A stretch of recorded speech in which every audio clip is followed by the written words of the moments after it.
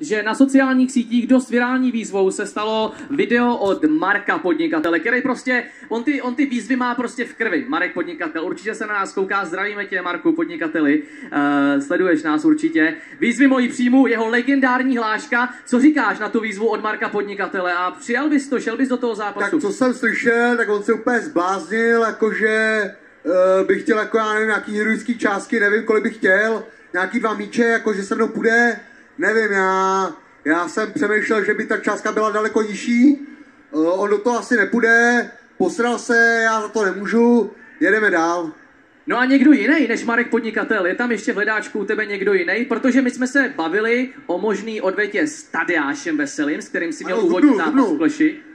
Jo, jak říkám, zubnul, Tadeáš zubnul, není to do mý váhy, já bych musel něco nabrat, nechápu, jak bych pořádně nabral to manko tam, to bych musel fakt opravdu ty tučný tvarohy a to se mi zase nechce, ale přemýšlel jsem 2v2, třeba, že bych si dal duet s Roubíčkem, no, Filipem. S Roubíčkem?